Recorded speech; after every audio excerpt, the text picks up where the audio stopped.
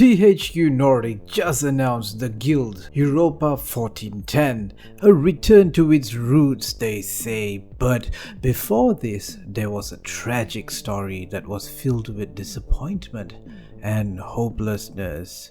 But if you dropped in this video of mine just wondering what the heck is the Guild, and no, it's got nothing to do with that 2000s geeky World of Warcraft MMO gamer inspired web series with Felicia Day. No, this Guild is like The Sims, except it was made by Germans.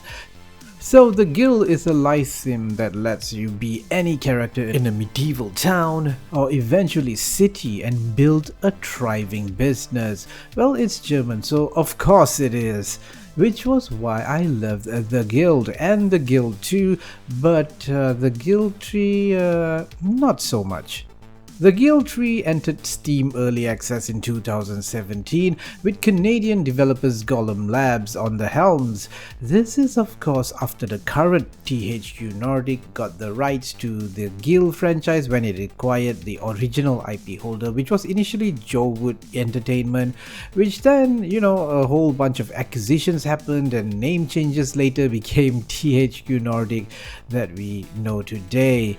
So the Guild 3 came out on Steam Early Access more than 10 years before the previous, the Guild 2, so the hype was real. People were excited to see a more modern, graphically stunning The Guild. The game was supposed to receive 3 major updates until the end of 2017. And the game should be out in 2018. As the devs stated, they planned to be in early access for half a year only. Actually, not very long at all. You think this was going to be an easy, alright, let's get these features in and call it a day kind of job. But that's not what happened. The Guild 3 was a bug fest. There was a huge list of problems, from technical issues, game-breaking bugs to gameplay issues that severely affected the game. Fans of the series weren't thrilled at all, and THQ Nordic knew it wasn't going to cut it for their estimated release target. And they decided to scrap that roadmap and focus on fixing the bugs. The game was indefinitely in early access. The fans, the people who purchased the game, myself included actually, waited and waited and waited for 5 years. Just before the game was pushed out of early access unceremoniously in 2022, the developers Golem Labs quit the project. Oh dear, panic ensued in the community forums. Oh god, who will steer the ship in the right direction? You see, by now the game was playable, but an utter bore to play. The Guild 3 lacked the depth of the earlier games and even features that existed in the Guild 2, a game that by 2022 was 16 years old. So you could guess where I'm going with this. The community called a mutiny. They bandied around and started doing what all good PC players would do in this situation.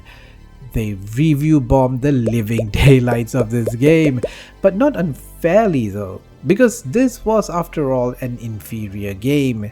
This is a pale comparison to those German classics. Those games we fell in love with, building up our family legacy in a medieval town in which, due to our own business acumen, we could transform it into a bustling medieval city.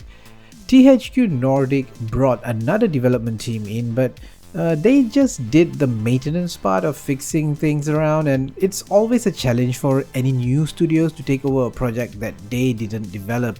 I wouldn't blame the new devs on this. But THQ Nordic did see it fit to just release it out of early access, and they hope, oh how they hope, we forget about the failure, the travesty that was the Guild 3. Now they are very excited to announce the Guild Europa 1410, a game inspired by the original classic made by a Czech studio now. Hopefully they'll understand better what made the Guild special. Actually, Ashborn game made the brilliant Last Train Home, a game I personally enjoyed playing. So yes, I'm quite pleased with the choice of the developer working on this, but still cautiously optimistic about it. The trailer, which is mostly live action, has some bits of gameplay, and there are some early screenshots that look rather nice. The images look rather promising, showing what seems like a seamless transition from the game world to interior buildings. They've not said anything about any features, so don't take my word for it, but everything seems to just look about right, like in the Guild.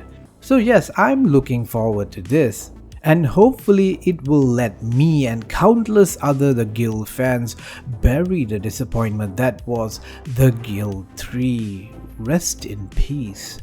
Now, what about you, fellow viewers? Have you played any of the Guild games, and are you looking forward to this? And oh, a bit of a PSA though, considering what happened with the Guild 3, I would be very skeptical about dropping my money to pre-order this game when it's available.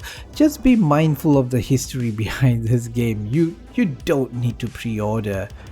I did a video about another game company, Sega, and their leaked sales data and how Total War was underperforming, but there is one issue about it. Go and check out that video over here. Thanks for watching and farewell, noble friends.